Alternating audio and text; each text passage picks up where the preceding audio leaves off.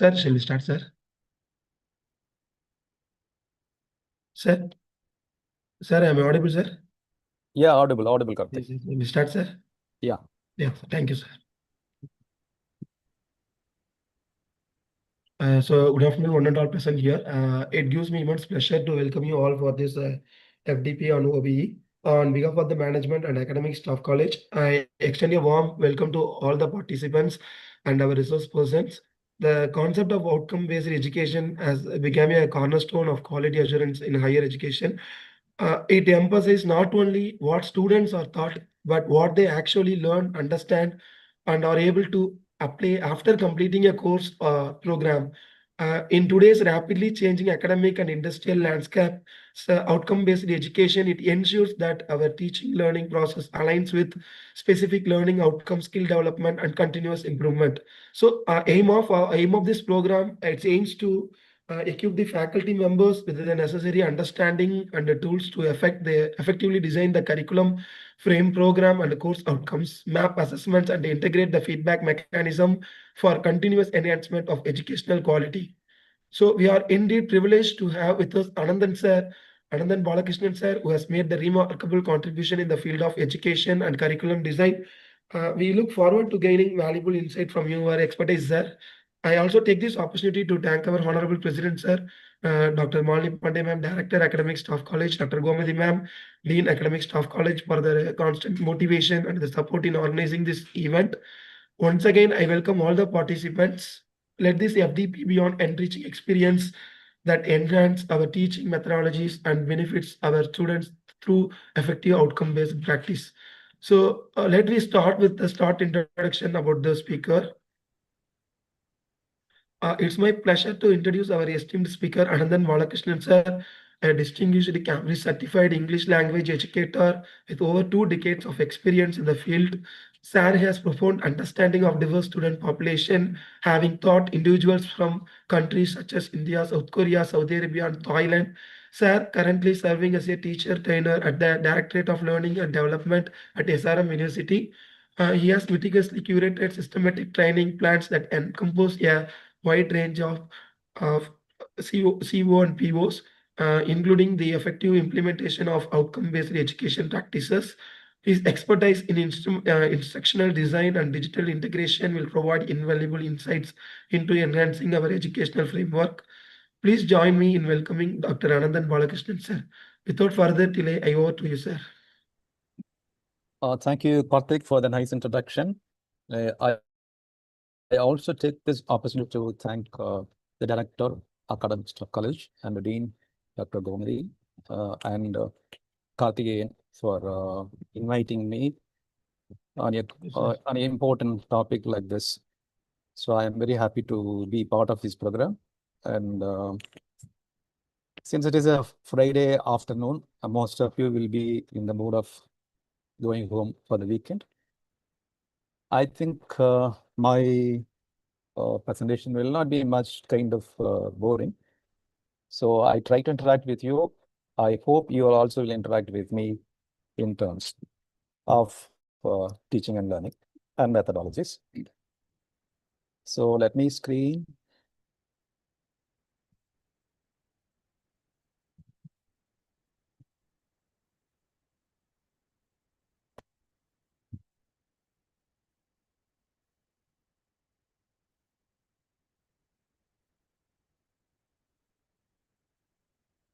Is it visible, my screen, to all of you? Yes, sir. Yes, sir. Yes, sir. It's visible, sir. Super, super. Okay.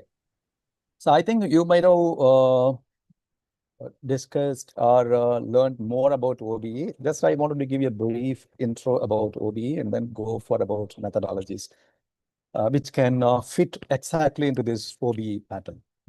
So that's my intention today. So I have a picture here, and I just kindly request all of you to connect these pictures with outcome-based education, whatever comes to your mind. Can you just unmute and share your views about this? Can you relate this picture with the outcome-based education? Anyone?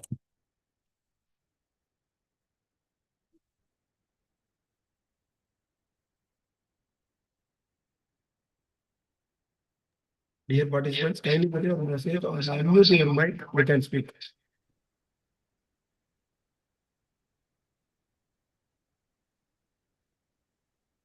Are you able to understand anything from this picture and then the term outcome-based education? Because you might have learned more about it. Any one of you, please.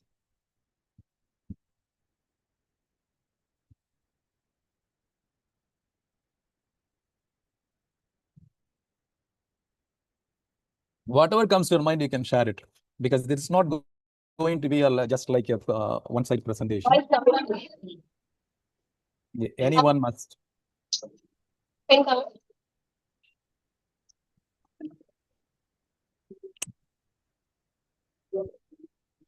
So hope no one is willing to talk about this. Good afternoon, sir. Yeah, please. Am I audible, sir? Yeah, audible. Yeah. Yes, sir. I'm not very sure about this, but I will try and come to a conclusion. I That appreciate if the your try. dog, Yeah. if the dog holds that bowl of friendships, Yeah. it might get treat from the person who's instructing the dog to hold the bowl of chips.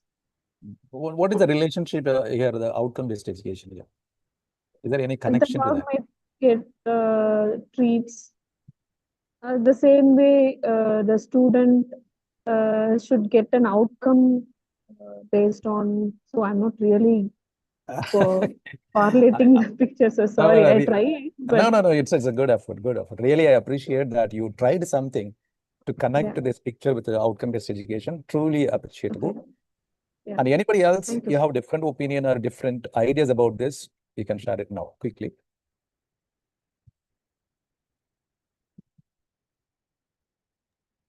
Dear Okay. participants, share it in the chat box also. Yeah, please.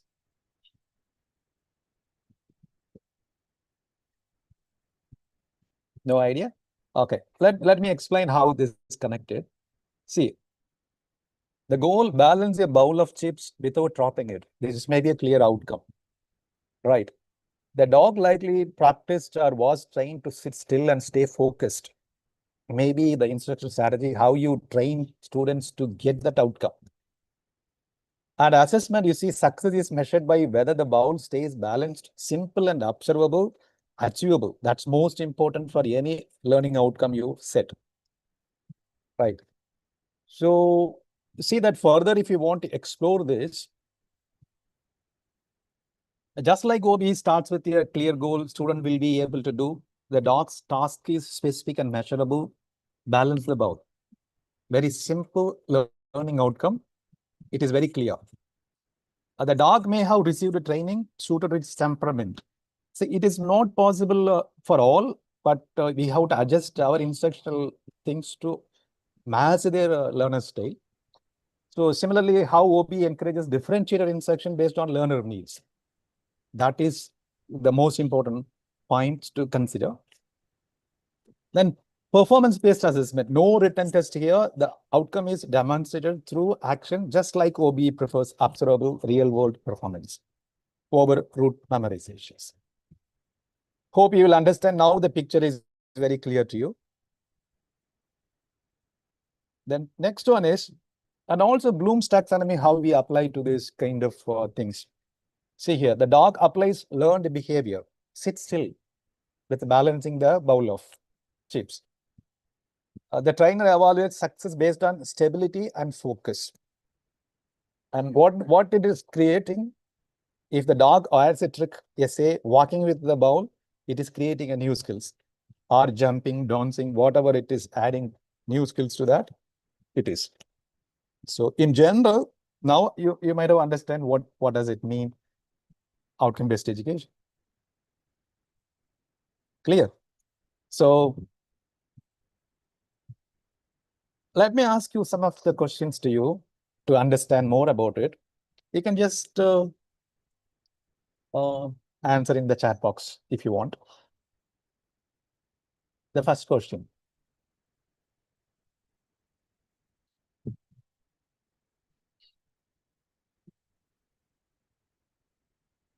Or you can, any one of you can say or in the chat box.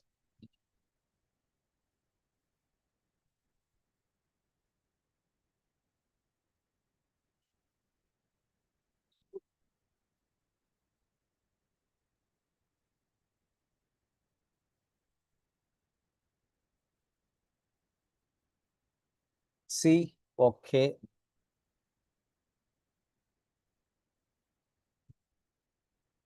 Can you just interact and answer through chat box?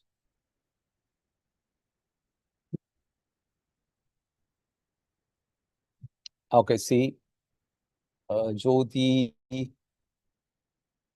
and Saranya, they have mentioned C. That's great. Maheshwari, C. I think it is very clear to you. Okay, appreciate your answers. Then we go for the next one.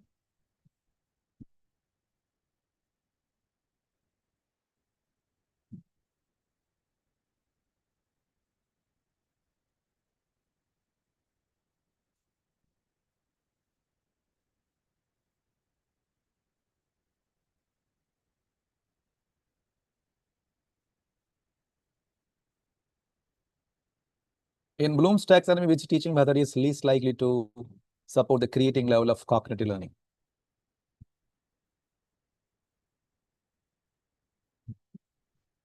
You can just answer. Okay, B. Someone said A also.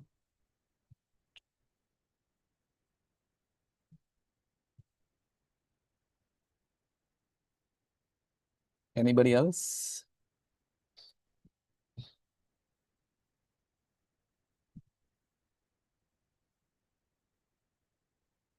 Okay, creating level A is not exactly right answer. B is the right answer.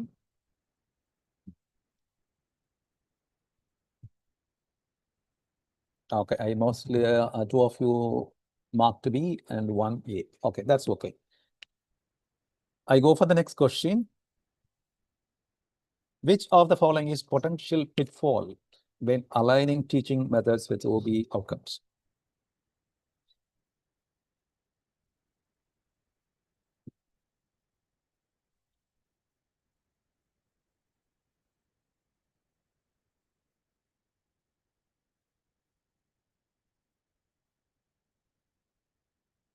Can you answer? D, exactly. Saranya, okay, good.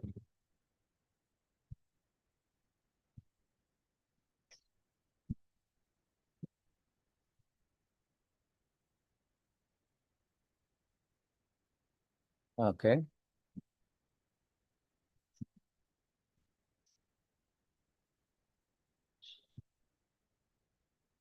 Okay, let me go for the next one. D, okay, that's great. Which teaching method best supports both analyzing and evaluating levels in Bloom's taxonomy?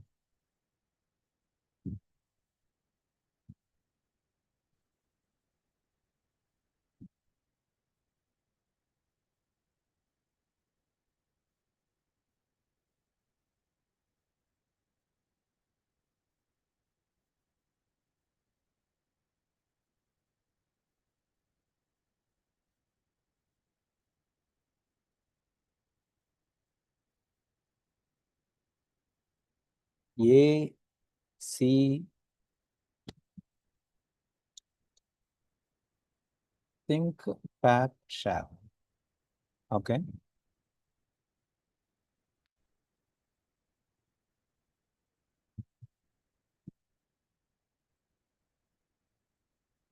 Okay, the actual answer is D, debates. Because think, pair, share, just you think and share it, but you are not analyzing and evaluating.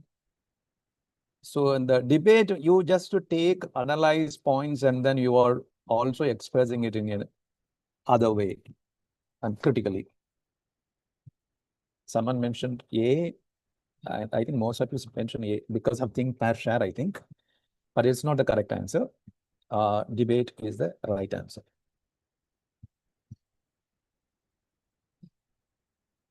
In an OBE framework, which of the following statement is most accurate?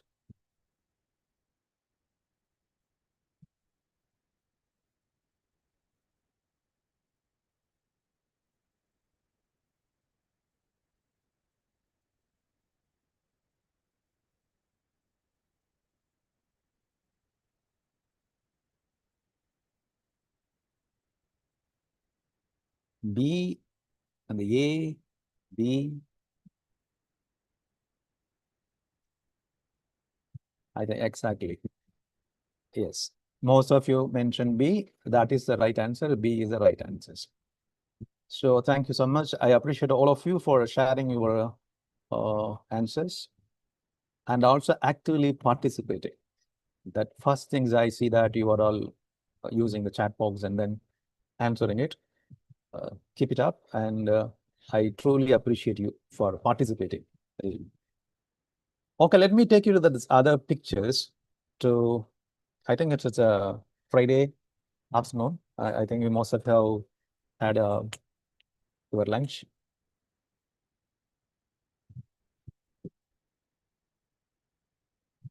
And can you just tell me that who can create such a tempting biryani? If anyone wants to share it, your information?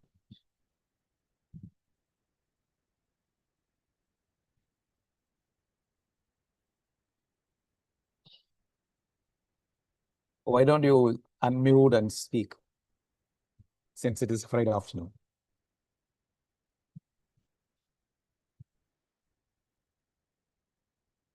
Anybody?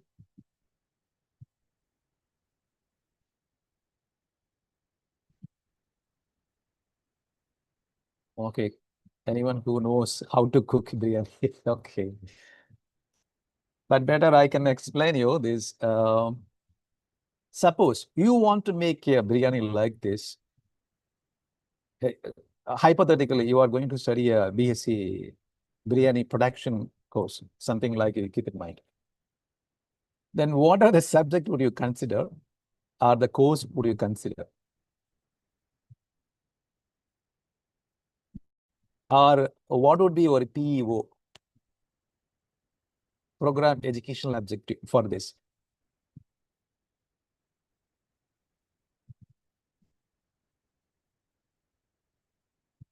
Can you share it?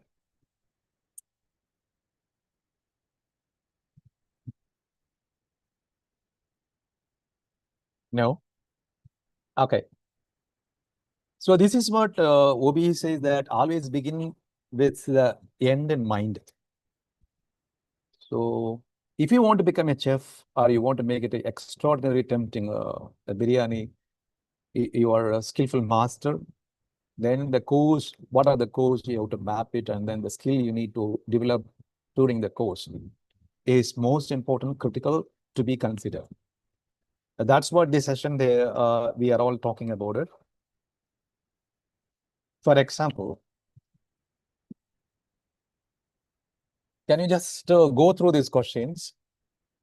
This may be your program educational objectives for students who can plan, organize, execute large-scale food productions, right? With a stipulated time, other things.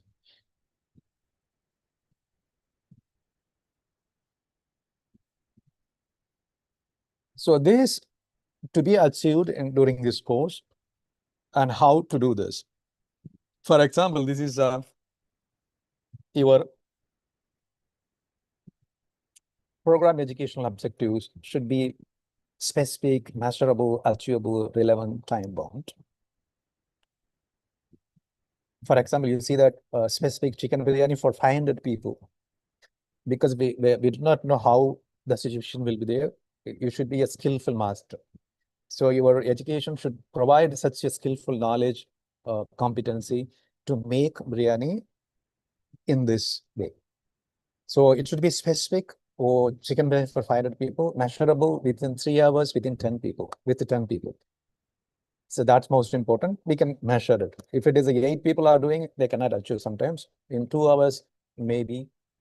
So time is there, it's measurable. Achievable based on available resources. Utensils, what you expect may not be available, but you have to use whatever available resources to prepare this.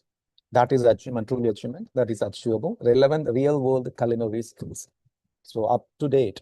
So it should be very tempting and trending biryani you should make. Relevant. You should make it very relevant. Time bound 3-hour limit. So if we make such a way, it would be the best way of making biryani. So I am just giving you the example here. Biryani is to understand what is OBE. So outcome-based education is entire process of teaching learning will be in the outcome focus. Suppose you see a beautiful outcome here. Behind this backward, if you go, there will be a process to reach this exactly tempting outcome. So that process only we are going to focus it. Just we are going from the backward design model, from the outcome to the process we are going back. So I hope you might have a little understanding of a real-time example of OBE. Then I just slowly take you to this, what actually is OBE overview. So it is easy to learn and perform than living in ignorance.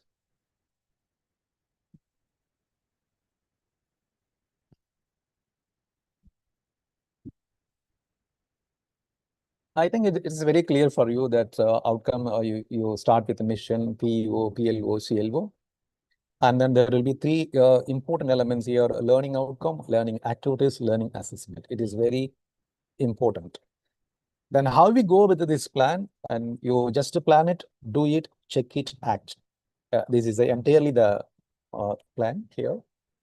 Then the teaching learning process, what exactly we do, the course syllabus, pedagogies, learning process, assessment, then course, program, university. These are all comes in this assessment criteria. So this is, I'm just giving it overall views about outcome-based education in a short. So mostly major components we focus is learning outcome, learning content, learning objectives. Is there any difference between learning objectives and learning outcome?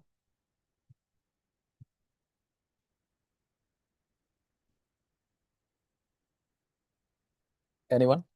Is there any differences between outcome and objectives?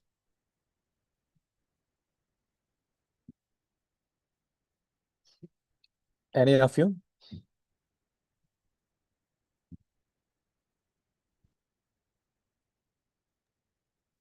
But learning objectives are something like what all the preparations that we need, what are the things that, for example, if you want to cook the biryani, what are the essential things that we need, what are the procedures to start the cooking or to end the cooking. Learning outcome is like whether the objective has uh, come out well or not, like whether the good outcome will be if you follow proper objective, the outcome will be good, proper good biryani, if I'm not wrong. Okay. Let me tell you that other way. Suppose you keep an aim, objective, outcome. What is the difference? Three. Aim, objective, outcome.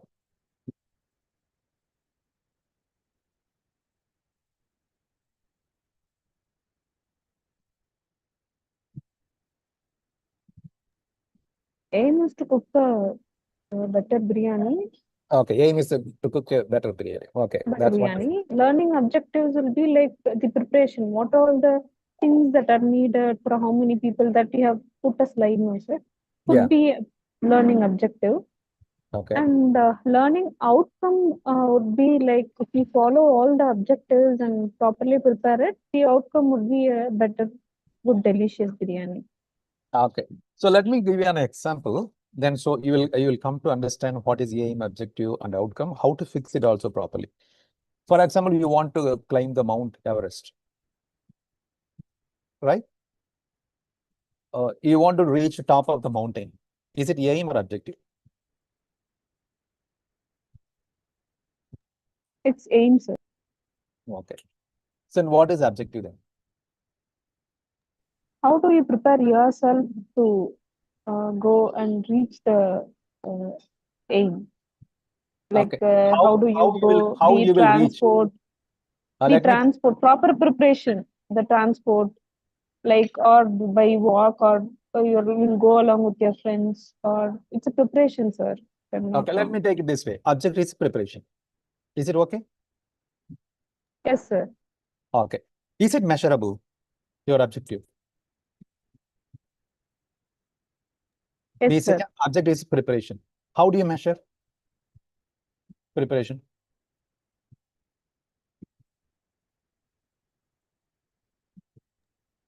Okay, It's like, yeah. sorry, sir, I'm not getting. No. You said preparation is objective. Is the objective measurable? Yes, sir, measurable. How do you measure it? It's like from where you're starting your journey, how many days you're planning, like the food and all. These are all measurable, sir. But the outcome in the mind, we'll be planning the objectives. Okay, let me tell you this way. For example, reaching the top of the mountain by 5 p.m. in the evening. Will it be objective? Sorry, sir. To reach the mountain, top of the mountain by 5 p.m. Yes, sir. This is objective. Will you accept this objective? No, sir, this is not objective. Again, this is an aim. No, aim This is is not the preparation. no. The Aim is aim to is reach the top of the reach mountain. the top of the mountain. Yes, sir. But objective is to reach The the top objective of is the not mountain. clear, no, sir. At what only you have mentioned the timing, but it is not the like you haven't mentioned how you're reaching the destination. No, here it is not how you do that. It should be measurable. When you go Okay. for outcome-based education, what is that? Okay. Your objective should be measurable, specific. Right. So 5 p.m. I just set an objective. I reach the top of the mountain 5 p.m. Right. Then what is the learning outcome? I reached before 5. I attained the outcome. Am I right? It should be measurable, achievable, specific, time bound. Am I right? Objective, what you aim, and outcome is what learners gets out of your objectives. Am I right? Yes, sir. I agree. Yeah. So your objective, whenever you set objective, that should be measurable, clear. Then only we can take to the outcome. We can see whether a outcome is reached or not. Our objective is not clear, measurable, then we can't check outcome. Hope you understand. Is it clear? Is there any question? Yes, sir. Yes. Yes, sir. Then. Okay. So learning assessment, learning practice, not teaching content, not teaching plan. This is planned to make learners to practice it. That is what learning objective must be. The learning outcome-based education flows this way. Learning outcome-based education, then learning outcome-based curriculum framework, and then learning outcome-based teaching, and then assessment. So how to make a student achieve the outcome, how to measure what the student has achieved.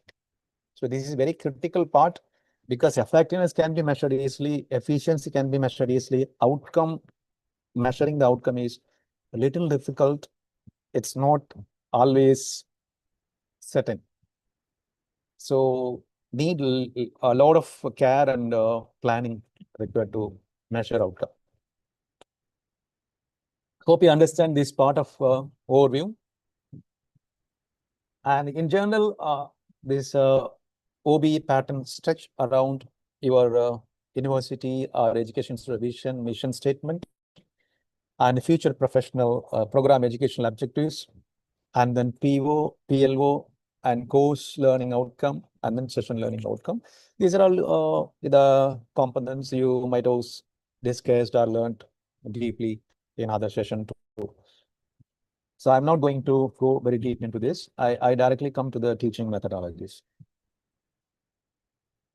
So are you clear about theory, principles, methods? Because people are talking about teaching methodologies. Some people say pedagogy, some people say andragogy, some people say teaching instructional design. So what do you know about theory, principles, methods?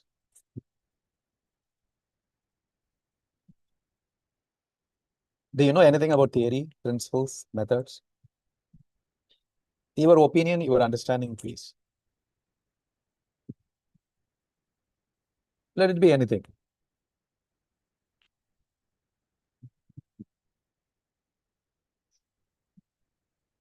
Because in a teaching learning process, we often hear these words: theory, principles, methods.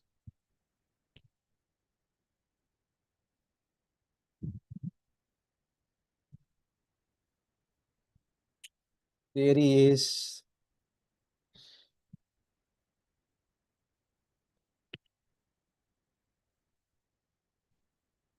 a study materials.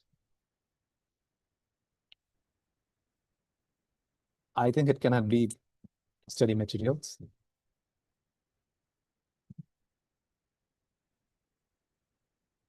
Anybody else? Yeah, the answer for theory, principles, methods.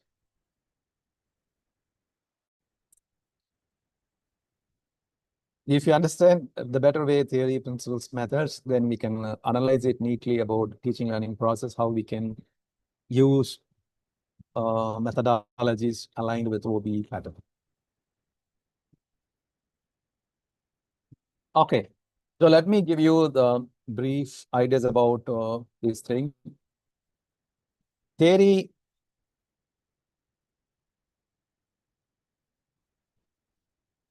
understanding why something is happening, and principles, the guiding belief or rules, method, practical step, tools, how to do it. In terms of very clear understanding, I'm just giving it here, definition: a system of ideas explaining phenomena. Method, a procedure or technique to accomplish a task. That's what we call it, method, research method. So something we call it how to do it. The principle is a fundamental truth or guidelines for behavior or actions. So the purpose is why something happens based on a theory, describes how something is done is method, what should be done and why is principle. So the nature abstract and conceptual, practical and procedural, foundational and normative. This is the nature of the theory, method and principles. Focus, understanding and explanation, execution and techniques. Method means how something is carried out, and principle is ethics, logic and standard. So we are doing this based on this principle. A heat transfer theory in cooking may be a theory, and the dum cooking method for biryani is method, and hygiene principle in food preparation may be a principle. So in simple way, why does this happen? How is this done? What should be done and why? Clear now? Theory, method and principle. Is it clear? Any questions for me regarding this? If you contradict or if you have anything to say, please, you can ask me. No, right?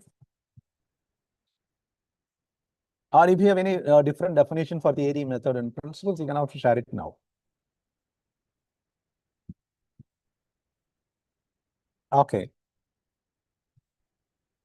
List teaching methods aligned with outcome-based education. Do you know any methods, or do you follow any method in your current classes and practices?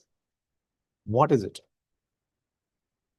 Can you just tell me or type it in the chat box?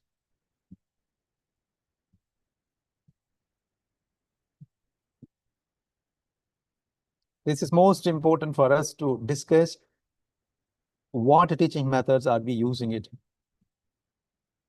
Is there any new methods or updation?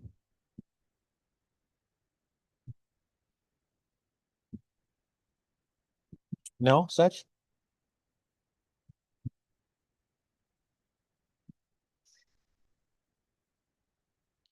Blended learning approach. Okay, very good. Appreciate.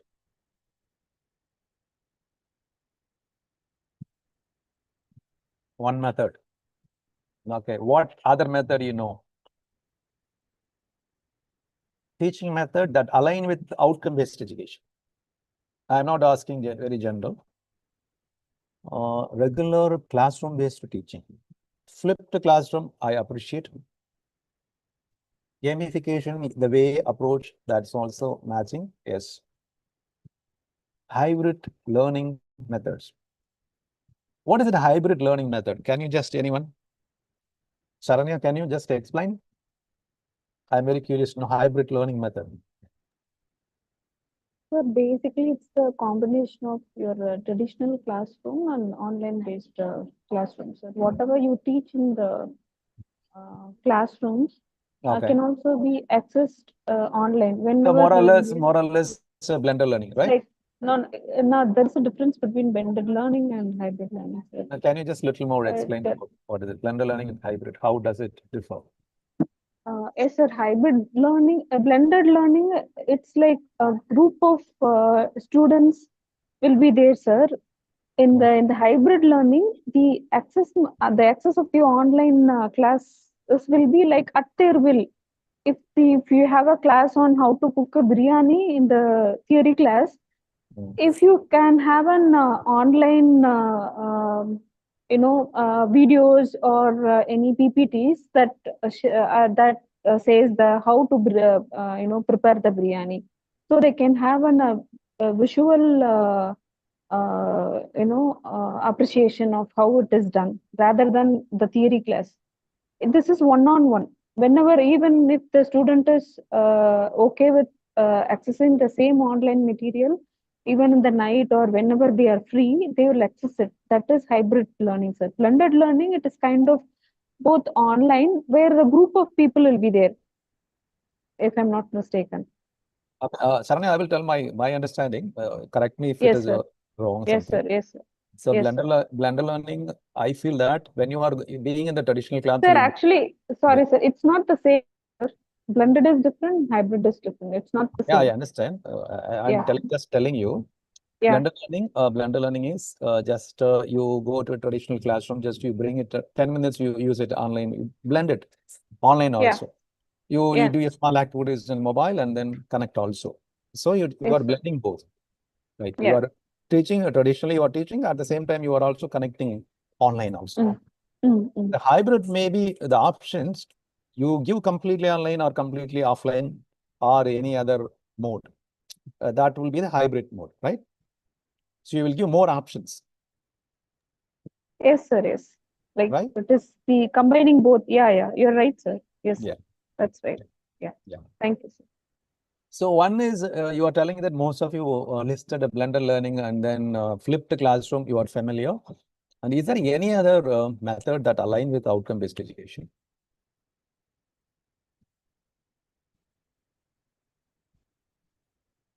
No, right? So let me show you some of the methods that align with. Can you just identify what are these methods? Expansion. Can you think of? The PBL could be problem-based learning. Super, exactly. PBT could be competency-based teaching. Competency-based teaching. Okay. The flipped classroom. FC could be flipped classroom, sir. Super. Flipped classroom. The other three, no idea, sir.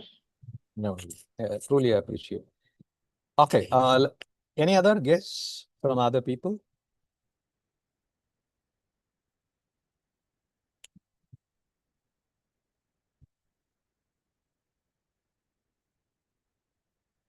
No idea? Okay.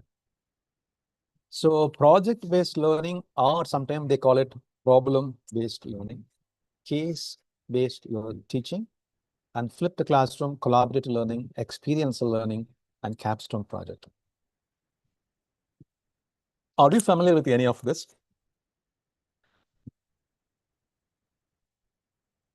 So why this kind of methods would be very suitable for outcome-based education? I will tell you in the second slides and next slides.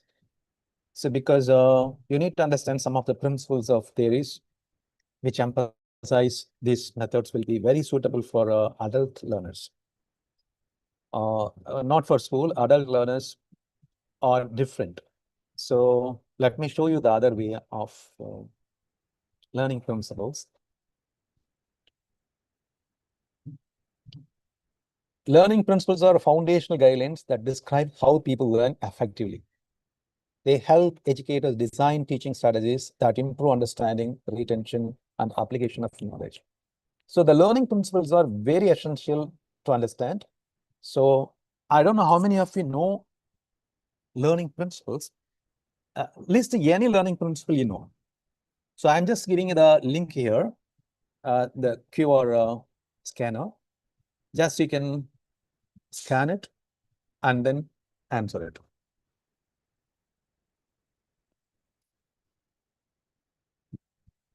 Are you able to scan? Any problem? Please tell me.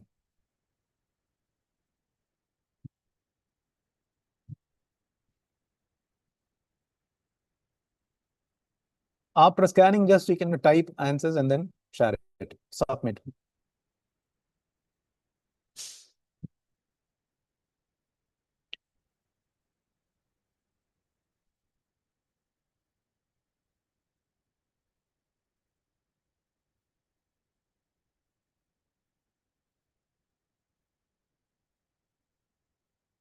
Are you able to share it?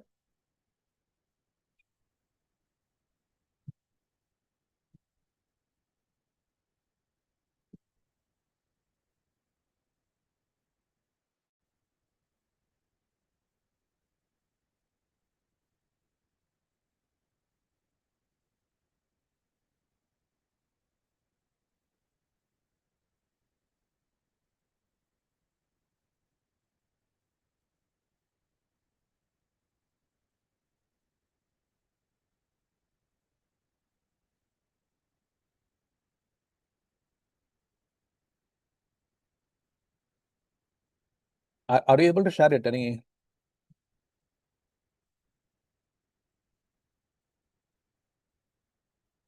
I think no one has answered. Charanya? Charanya, have you submitted answers? Hello?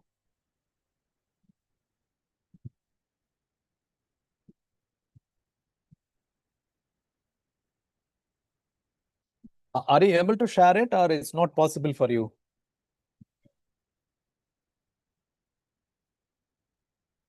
Okay, not aware. Some technical difficulties. Okay. Okay.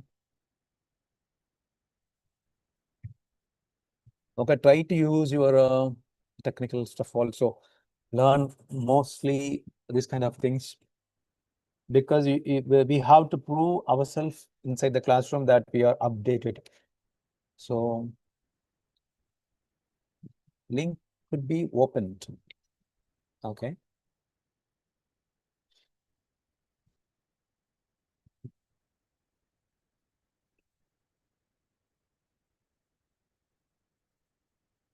But your answer is not in the screen. If you want to type and submit, it will be here.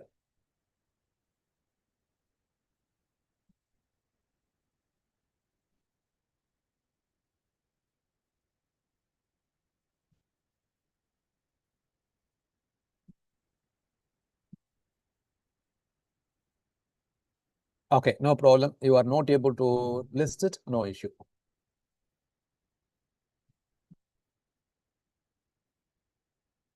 So is it clear for you what I mean principles here? Can you say any learning principle known to you? You know, to type or share it. Just can you?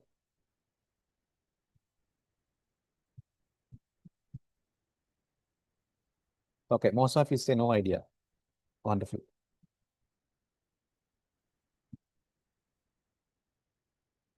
So knowledge is constructed socially. This is a principle.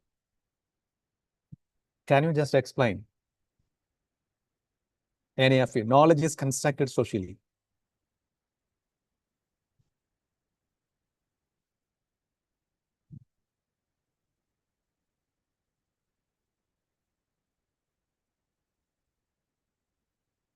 Nobody? I have given a principle, learning principles here. Knowledge is constructed socially. Further, I can explain you. Learners construct knowledge through engagement and reflections.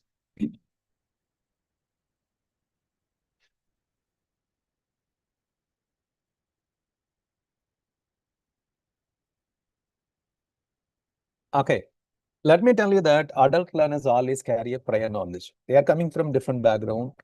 They carry experience. Suppose you are talking about a computer, they might have experience of something about computer. They may have knowledge about computer on their mind. So whatever we say, adult learners, they never accept as a sponge.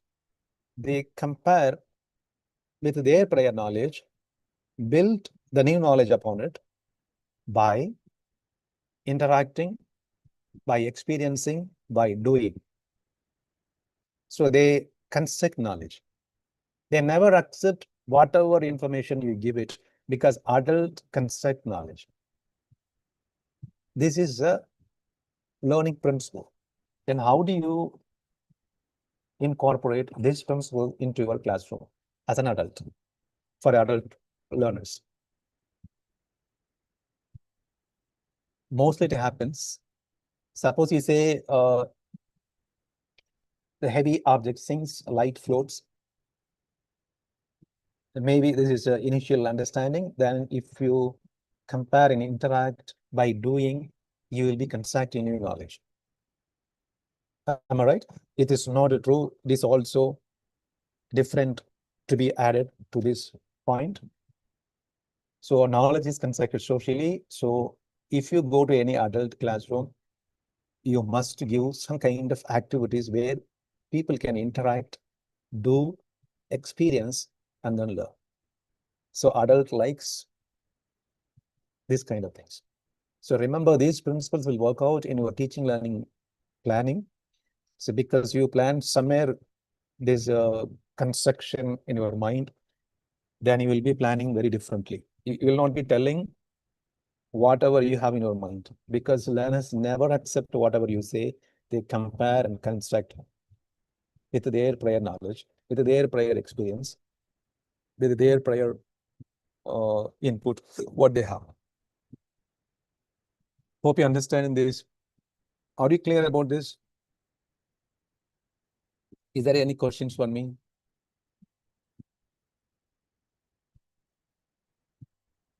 Is it clear for you? Knowledge is constructed socially.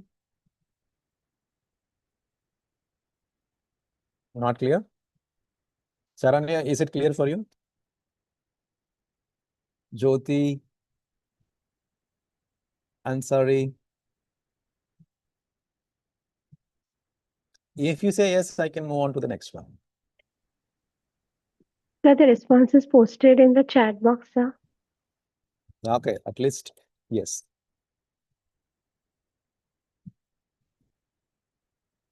Okay. Have you ever had this kind of experiences?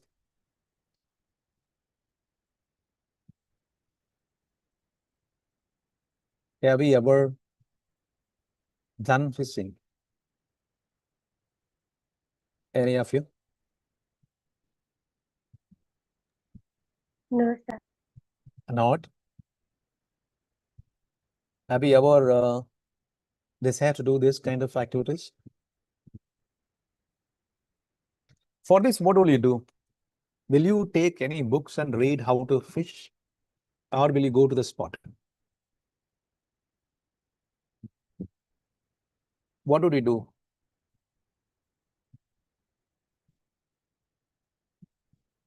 You go to the place, you learn it, or you learn and then go to the place. Which is better?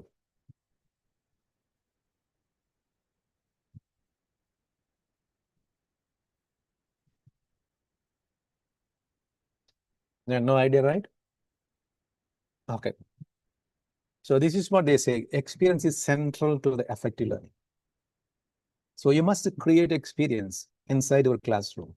So this is what the competency-based education say, that you have to create good experiences there, practical things. they have to do. From doing, they must learn. Right? So this is also your learning principles for adults. Experience is essential to effective learning. So give each and every classroom when you go there, try to give an experience.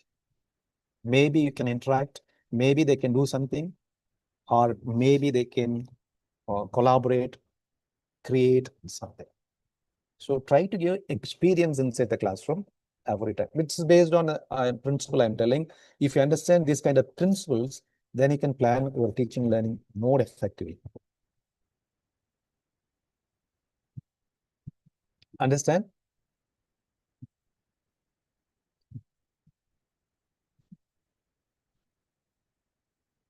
Okay, if it is clear, Yes, sir. type it yes. I can move to the next one. Okay.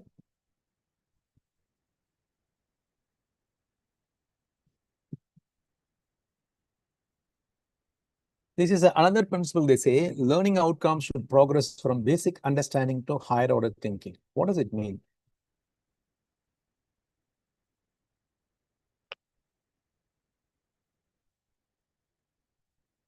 What does it mean? Do you know what is the war about? You see the pictures is that it is a war field. Do you know the date of that war? What is the war? Why is the war? Do you know anything? No information, right? If you know such information about where it is happening, which date it is, which happened, why it is happening, these are all the basic level information you must know, remember level. This is what they say, learning outcomes should progress from basic understanding to higher order thinking.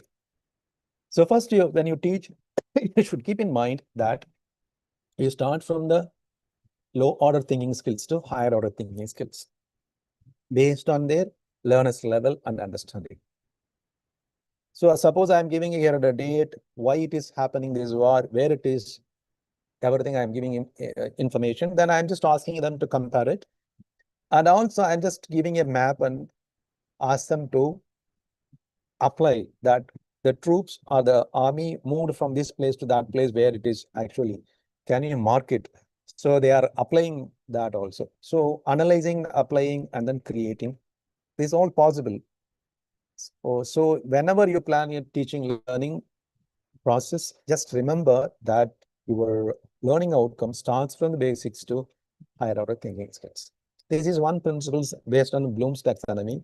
So if you apply these principles, then it will be very clear for you to plan teaching learning process. Hope you understand. Yes? Right. All learners can achieve mastery with appropriate support and time. What does it mean? Suppose you know, first year you are learning a coding classes in the college, then it will take a lot of time for you to understand what is coding and then how to apply it. And sometimes you fail, the teacher asks you and then support and give enough time to practice, then it will be achieved. So similarly, all learners can achieve mastery with appropriate support and time. So not in a single day, it may take some time, but we need to understand this.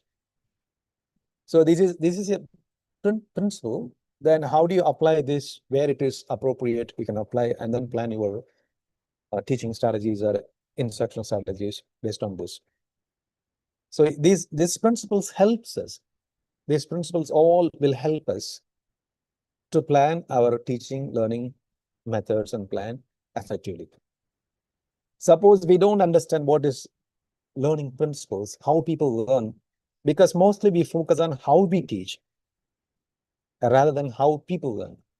So once you shift to this focus from what we teach to how people learn, then truly you will change your teaching methods.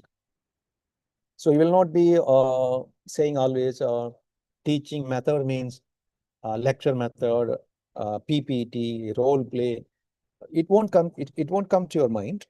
because there are many other teaching methods which are appropriate for the adult learners.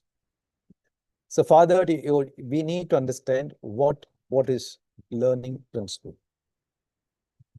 So these learning principles will constitute a clear understanding of how to teach. So if you explore more about these learning principles, then you will come to know that how people learn, how I should teach. Right. So be clear about it, because it's not simply taking one method and delivering it. It's whether it is appropriate for your outcome-based education model. Because these principles are very suitable for OBE pattern. And this method, what I listed, will be very suitable for adult and OBE pattern. Right? So is it clear for you? Is there any questions or anything else about principles?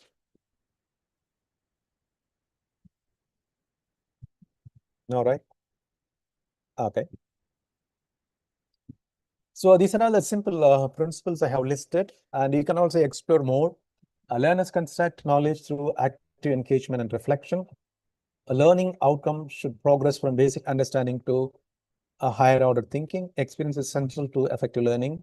All learners can achieve mastery with appropriate support and guidance. Adult learns best when learning is self-directed, goal-oriented, and relevant. Okay.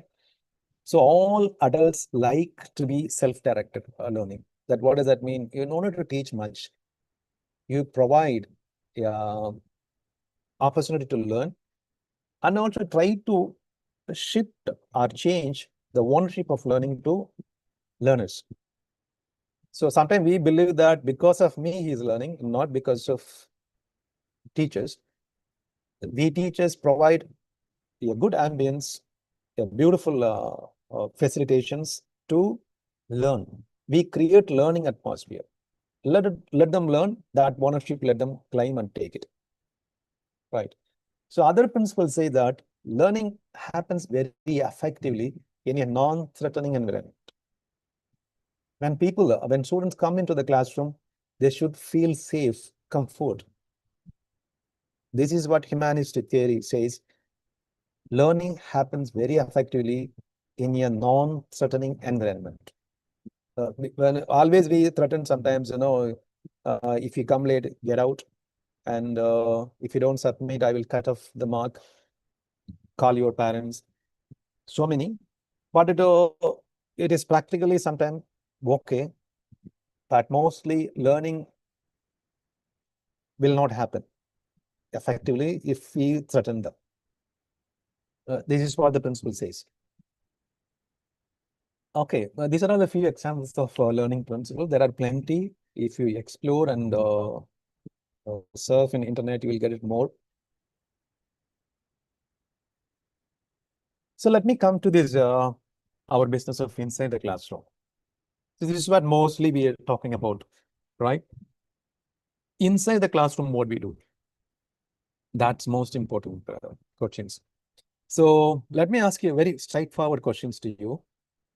What kind of teacher are you?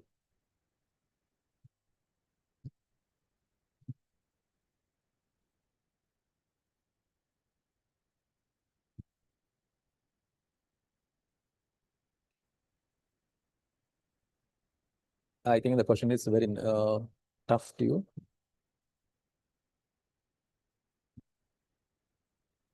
Is it okay to answer, or you can always type in the chat box?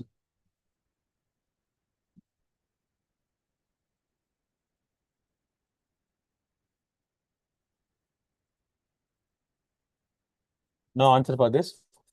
Okay, let me give you the options for you. There are 4 type of teachers I have listed, or maybe more different type of teachers also possible, but I'm just giving you some options.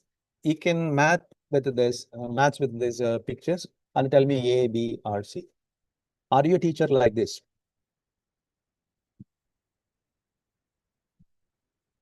Or like this?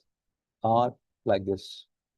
Which picture matches exactly your nature? Now, can you answer what kind of picture are you? A, B, C, D. Oh, okay. A. I think most of you say A. Friendly. I'm not asking you which you prefer, and are you following it in? Are you practicing it in the classroom? And you say A. Are you too friendly inside or outside? That is also a matter. I think nobody is B and C. Honestly,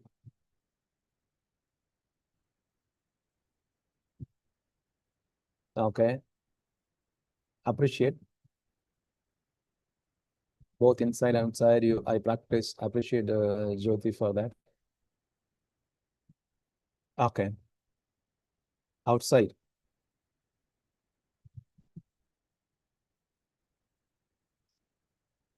Okay. So that also most important to decide and show to the students that I am this kind of teacher. Then it would be better to be in the same. Will it be possible to be the same type of kind of teacher inside, or you have to take a different role? If you are too friendly, will it be working out?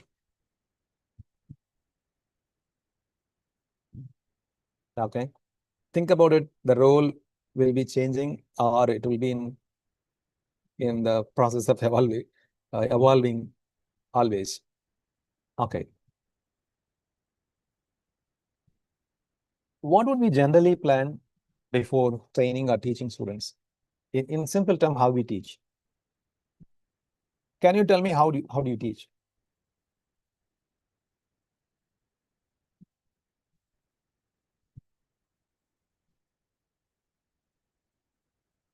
So what are the things you plan before teaching?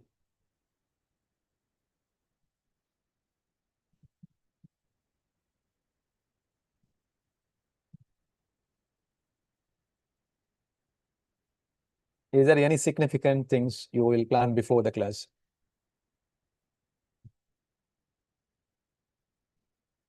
Frame a lesson plan. Okay. So what would be in the frame?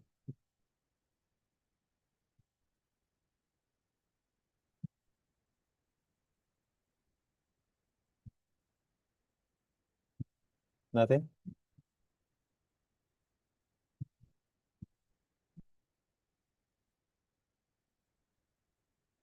Okay, let me show you your plan here. This is what I planned here. Is there any terms you unheard or it is unfamiliar? It is not known to you. I'm not going to explain all the things. If you ask what it is, I can explain. Or else I simply move on to next.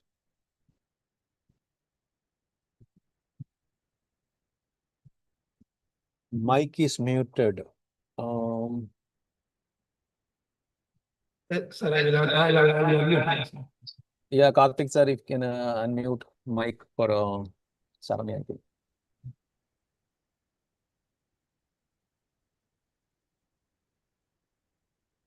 Yeah, Saranya, now it is okay to speak. Yes, sir. Basically, for us, I'm a dental college staff associate professor. Okay. So basically, if I want to take a lesson theory class, it is based on whether I'm planning for a theory class or practical class. If it is Okay. a theory class, what are the learning objectives, and how, if it is a 45 minutes class, what are all the objectives? First 5 minutes, what I'm going to do? If is there any ice breaking session or any small group sessions like that? So I'll plan accordingly. What are all the necessary things that I need if I need a projector or PowerPoint like that? And assessment also, post class assessment. If I'm going for any MCQs or questions, or if I go for a test, if they need any test notebooks like that, something like that, sir. Excellent. If it is practical, it will be entirely different. I think, yes. I'm just giving you example for theory class, sir. Okay, super. This is how I frame my lesson plan before I take Okay, the class. I understand. Very clearly, I understand. Have you ever added any of this element, what I am showing in the slide now? Have you done it in your lesson plan? Not everything, sir. What you have been told, and not everything anyone, I'll just include. tell me, anyone.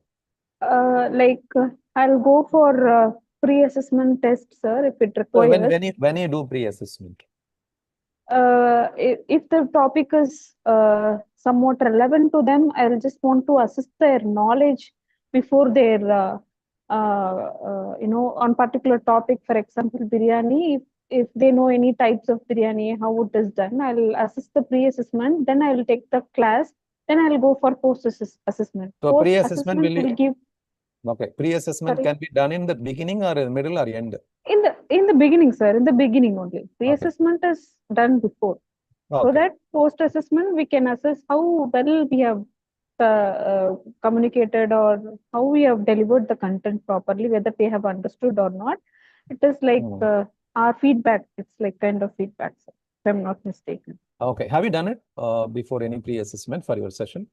Yes, sir. Sir. Usually we do. Like kind of, we are following a learning management system. Here we follow a LMS system. It's kind of hybrid learning mode. So what is the purpose of pre-assessment?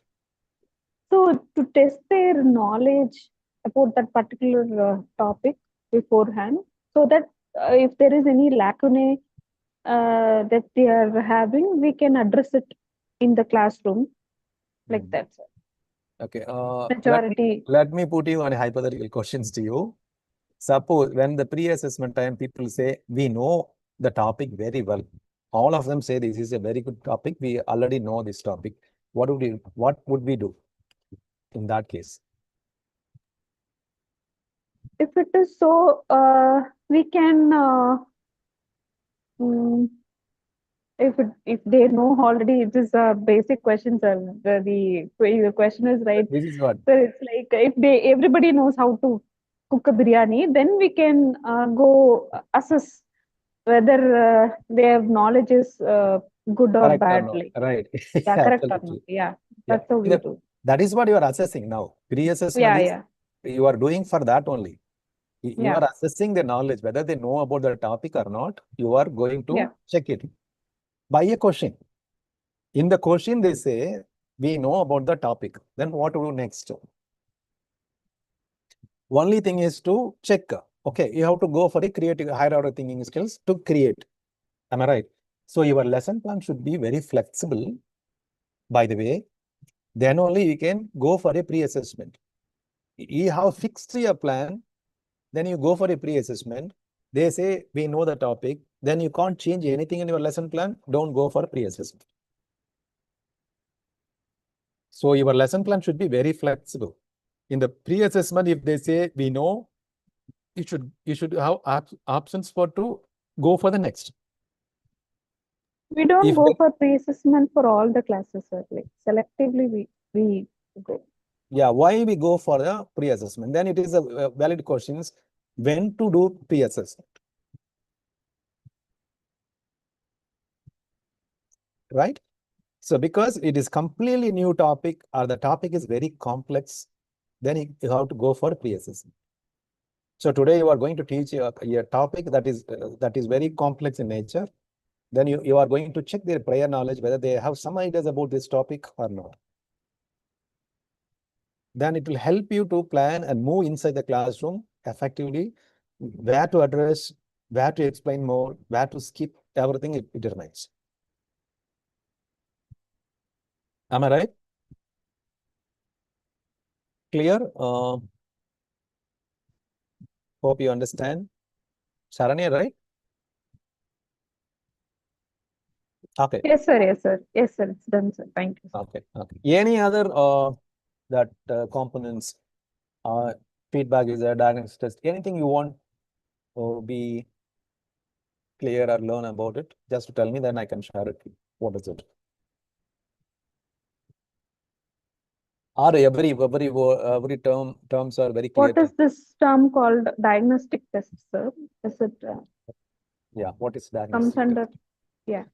Since you are all medical background, any clients comes to you, any patient comes to you that you I, diagnose, right? yeah, I thought it is different from the diagnostic test that we are Absolutely. performing. Like, Yeah, absolutely. it is the same. Yes. Yeah, no. Almost same, because when you treat somebody, you need a diagnostic test because you want to know exactly the causes of this problem, right? So you ask them to go for a scan and a blood test or whatever, then you compare and then prescribe treatment, right? So similarly here, suppose you are going to handle a subject, a course for 3 months, then you have to go for a diagnostic test to understand the learners, their level, what they know about the subject. You have to diagnose it very well. Is there any difference between diagnostic test and the pre-assessment that we do, sir? Pre-assessment only for the classroom practices. When within an hour class planning, you are going for pre-assessment. Diagnosis entirely the subject you are going to check it. Is there any problem with them or any other things to, because students from different background are coming. So it is not only about the subject, it completely before the semester, you analyze about the classroom. Am I right? So you are going to a classroom, this classroom have 40 people are from Bihar, 20 people from Andhra. Does it make any sense in planning?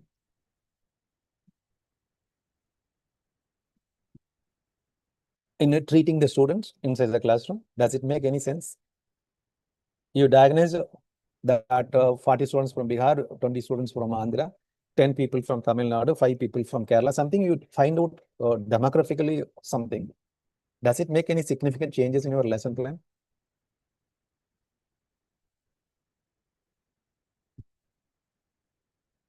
Or the way you treat them changes? Or the data helps you to address problems very neatly? This is what you have to find out. So that data will help you to plan your lessons, execute lessons everyday basis, understand learners very effectively.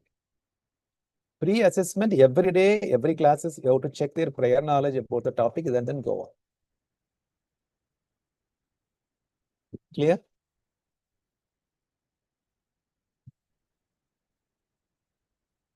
So I think I made it clear diagnostic test and pre-assessment. If you have any other different opinion or any points, you can make it now.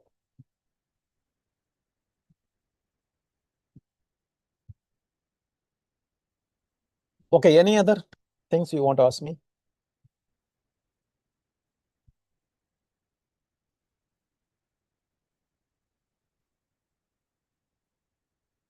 Someone has asked, what is lead-in?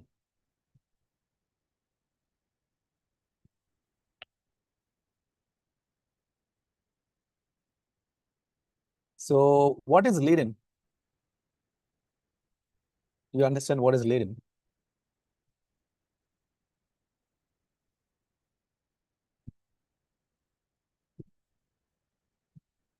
No idea.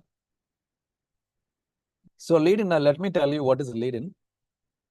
So your most important is every classroom, you should create a context for learning.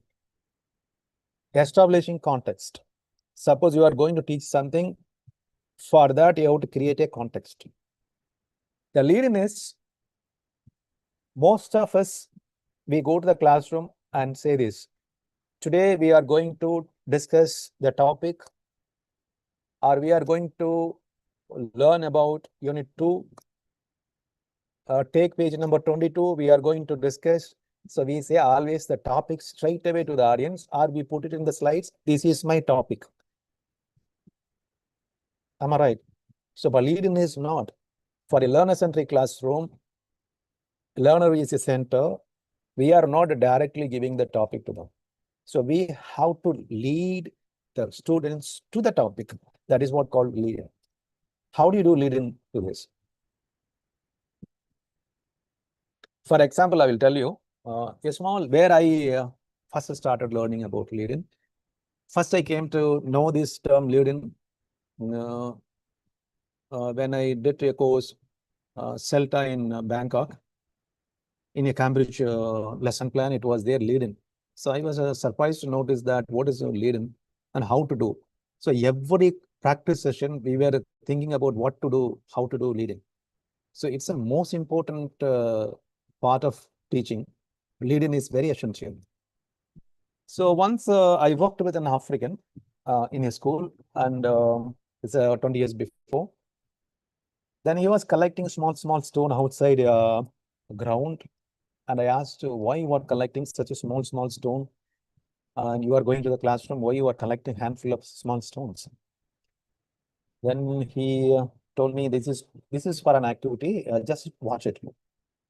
Then I stood near the windows and then I was watching, and he entered the classroom and greeted all the students, and they also greeted the teacher. Then asked all the students to sit. He asked all of them to sit. Then he threw a small stone on a first bench girl, on her. She just defends her with her hands. Then he again threw a stone. She took a note and defended herself. Then he was throwing a stone on her. That entire class was confused why the teacher is throwing a small stone on one single girl continuously. Then suddenly she stood and asked, "Stop, please. Why you are throwing a stone on me?" Then the teacher explained, if you continuously suppress someone, there will be a revolt, there will be a revolution. So today we are going to see what is French Revolution. So he wanted to teach French Revolution. For that, he wanted to kindle their mind about what is revolution. So he started. So entire the students were eager to curious to know about what is French Revolution, how the suppression happened, how they overcame. So this is something like you bring the audience or the students to the topic. That is what we call it lead-in. Hope you understand what is lead-in.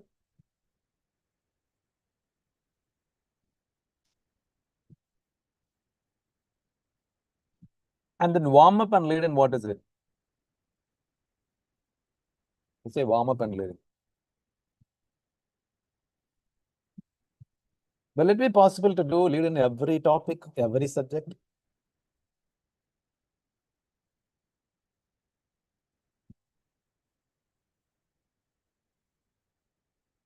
It will be possible if you think, create, analyze. You can create it lead-in every classes, every topic you can do it. So warm-up, what is warm-up?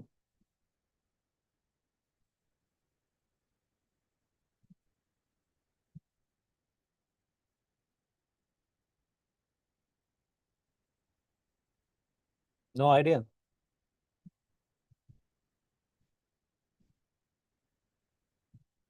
Can anyone say what is warm-up?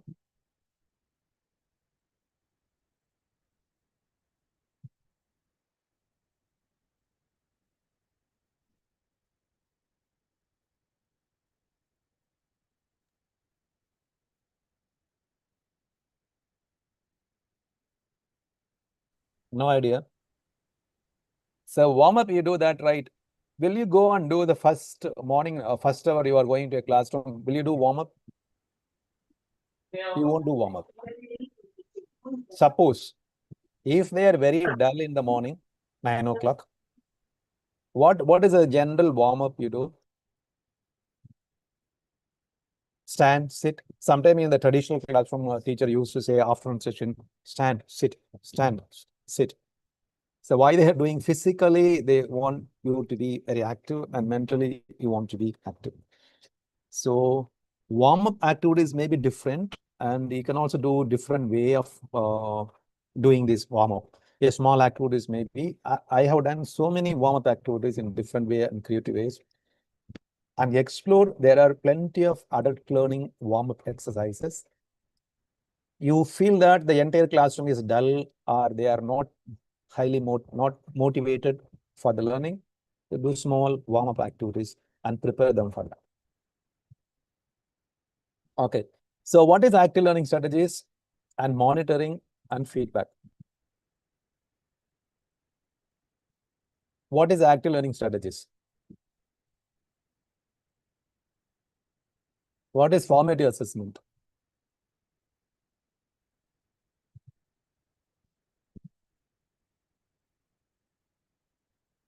No idea about formative assessment. So you let your topic, you checked prior knowledge, you are delivering your content. How do you know you delivered your content 10 minutes, whether they have understood or not? How do you check?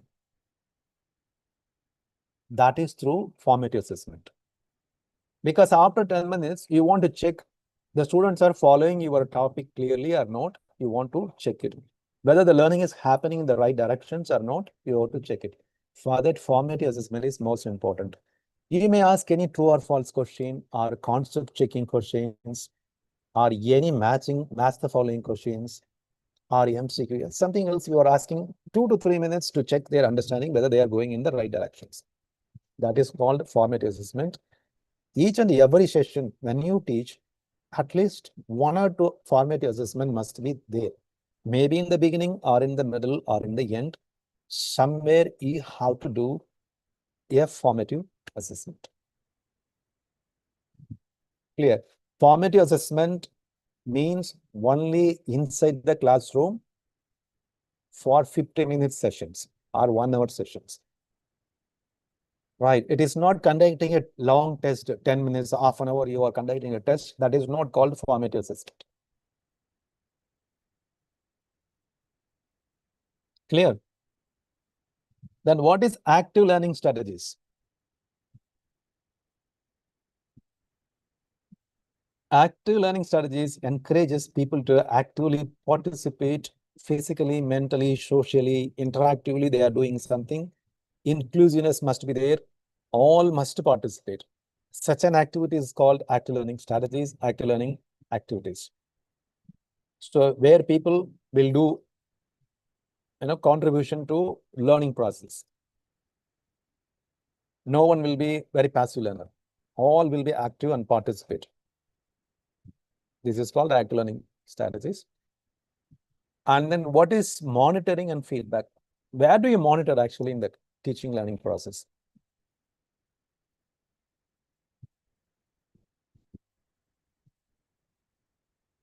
Anyone? What does it mean, monitoring, in your understanding?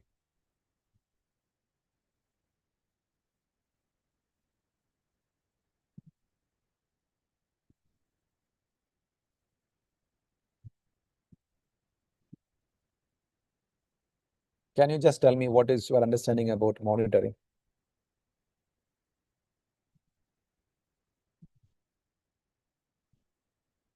So when you monitor, what do you monitor? This is my question. Can anyone? What do you monitor when you monitor?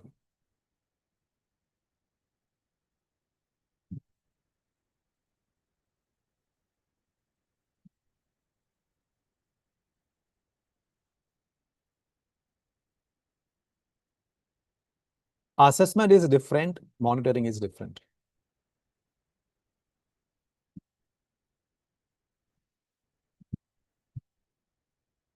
If you have any ideas about monitoring, please share it.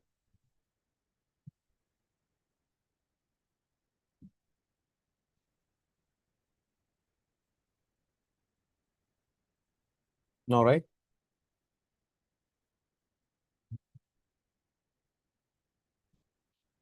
Okay. See, monitoring means Is when you, yeah, please. it checking student engagement, sir? Checking student engagement. What do you check in student engagement?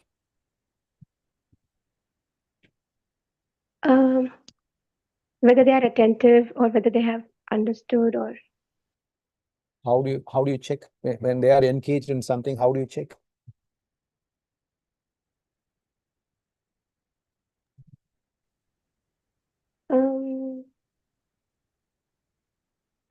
Okay. again that will be assessing. Yes, no, sir, no idea. No. Monitoring doesn't mean assessment. Monitoring does not mean assessment. Okay. So suppose you set a task, a collaborative learning, 4 people in your in your team, they're doing something, learning activities. Okay, you said all the group, like 4 or 5 people in a group, they are doing something. What we do at the time? They are all busy in learning something, active in learning. What we do at the time? At the time, Monitor, yeah. So monitor actively participating students. Yes, or yes. What we have those to are not- monitor? Yeah. What we have to So monitor?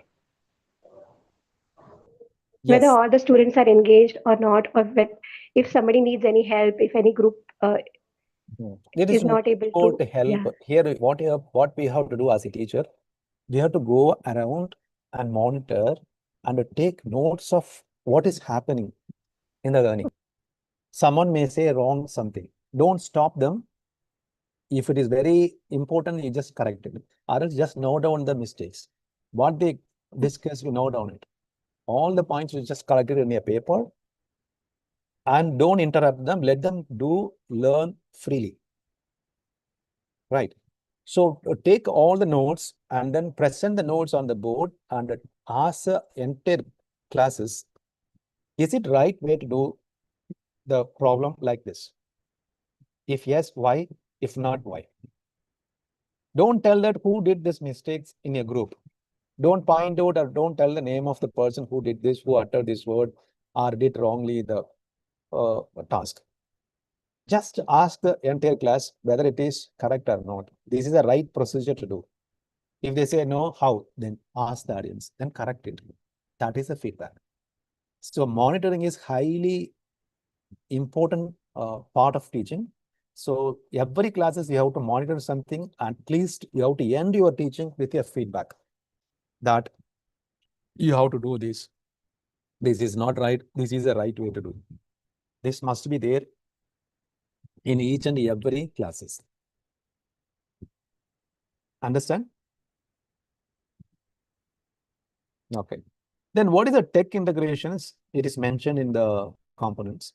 What is the tech integration? What are the technology you incorporate in your classroom, daily classrooms? Are you using any digital tools in your classroom to support learning? Can you mention anything?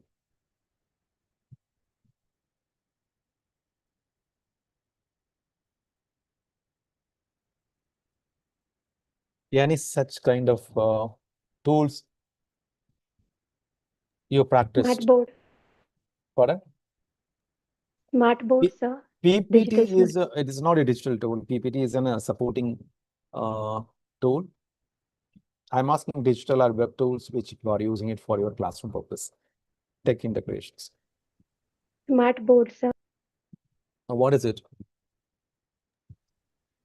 It's me. So You say that your digital board, right? Yes, sir. Yes. And I'm asking, apart from digital board, I'm just connecting, collaborating tools or engaging tools, which Kahoot, okay, wonderful, Kahoot.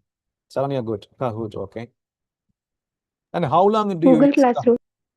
Google Classroom, okay, that's a LMS. You store data, your lesson plan and notes, everything, okay. Kahoot, one example, okay, I appreciate. Then what else? Kahoot, how long would you use it in the classroom? 5 minutes, 10 minutes? How long? Is it easy to use it or difficult to use it, Kahoot?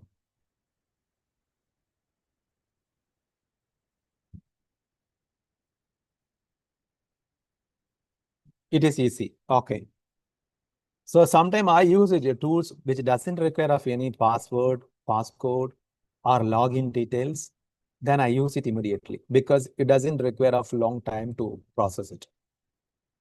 Sometimes when you go with the tool that requires of login and you have to type a password, then entire students to be connected with this, it will take a lot of time. So I never go if something is consuming time digitally, then I won't implement it in the class. So your tech integration must be 10 minutes to 15 minutes, not more than that. You also must know how to bring them out of the tech immediately for your session. That control is there, you can integrate tech, or else don't integrate any tech. Okay. Anything else in this?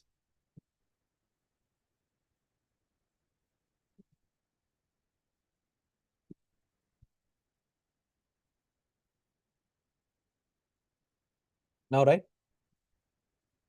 Any questions you want to ask about these components, what I have mentioned here?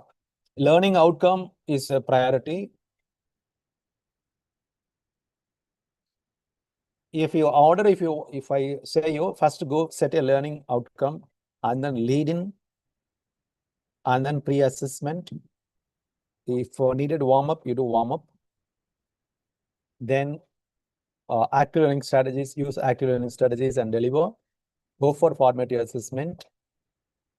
And you also set a task for monitoring and giving feedback. In between, if you want to add any tech integration, we can also add it.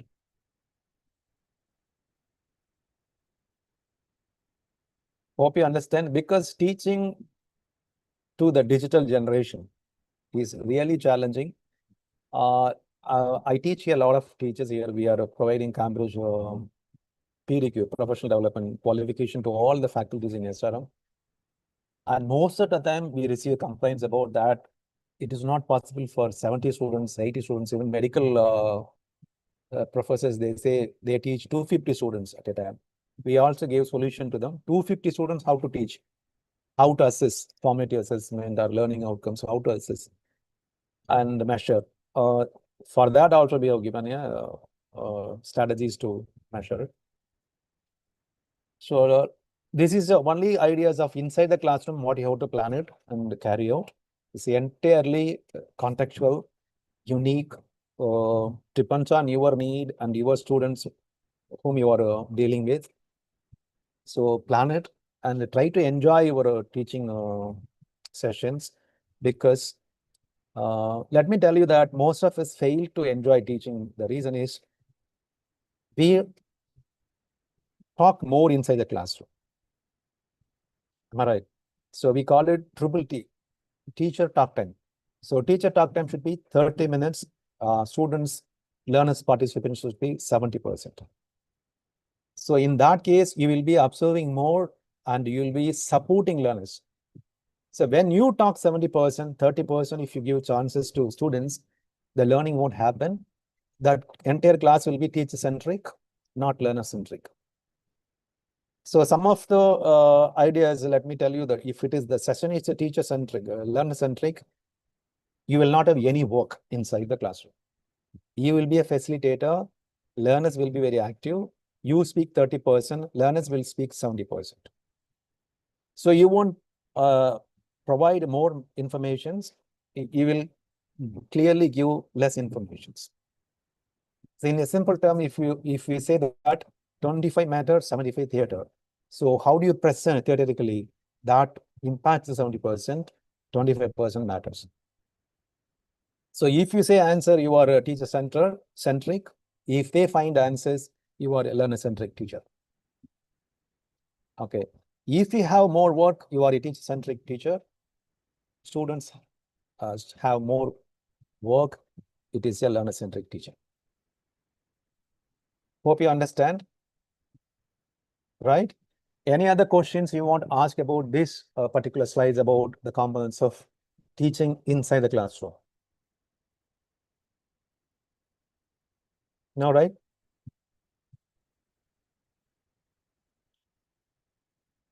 Okay. So we don't learn from experience, but reflecting on the experience, we learn more. So once you started practices of reflections, you will come to know how you teach. Why, suppose you go to a classroom, students are very quiet, they are not interacting. Reflect why. Then you will find out the answers, or you will find out, or you will learn something and new strategies from that. Okay. So let me stop it here. And also I request you, as we are teachers, and mostly it happens in online sessions, we never turn on cameras, never interact with the teacher or instructor. So I request all of you to be a teacher with, what I can say, with courage to interact So whether it is right or wrong, try to interact. So we are all, teaching communities. We are going to stand before the students always, right? Young students, always we go and stand in front of them. We also teach online. So your students are not turning on cameras, and then it doesn't make any meaningful teaching learning process when you don't see them, right? So I hope next time when I provide any sessions, all of you will turn on your cameras and interact more. I hope. I keep it as a request. Consider we are all teachers. Okay. So I stop here. I just expect any questions. If you have it, then I can answer you happily. If you have any questions. Thank you. I stop here. Karthik, if there is Thank you, any sir. question, I can answer.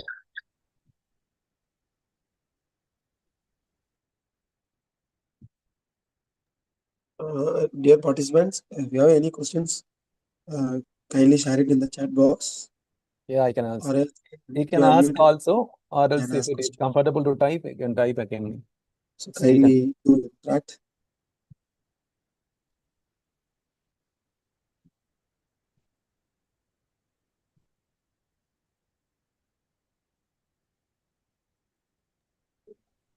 Sir, it's a well curated session, sir. I really learned a lot through this session. Thank you so much.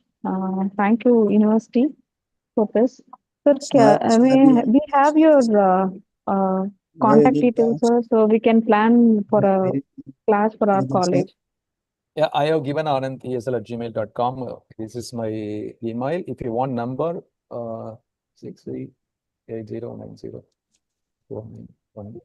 get. No, I don't. Thank Sir, you, sir. It's my privilege your to number is not. at the conclusion of day 5 of our faculty development program on outcome-based education. Our sincere thanks to Anandan Balakrishnan sir for delivering such an informative and thoughtful session. Your explanations on the OBE and teaching methods and the strategy have given us a clear understanding of teaching practices. We are also grateful to the management for their vision and continued motivation in organizing academic development program like this. This helps us strengthen our teaching learning ecosystem. A special thanks to Dr. Anandan Balakrishnan sir for delivering an informative and beautiful session. Also special thanks to all the participants for your active engagement and thoughtful discussion. Thank you, sir. Thank you, one and all. Karthik, someone asked the numbers and the address. Is it clear to you? Someone asked the number, I think. Sir, it's not clear. There is no number or mail ID in the chat box. If you could. Karthik, can you share it? 638090. Can you note down, madam? 6380. I'm noting it down, sir. 63. Sorry, 63 80 90 4918. 4918. Thank you, sir. Thank you so much. Yeah, thank you. Thank you. Yeah. Karthik, anything else? Sir, no, sir. Okay, thank you so much, Karthik, and other people also. I really you, sir. thank you and wish you all the best. Thank you. Thank you, sir. Thank you.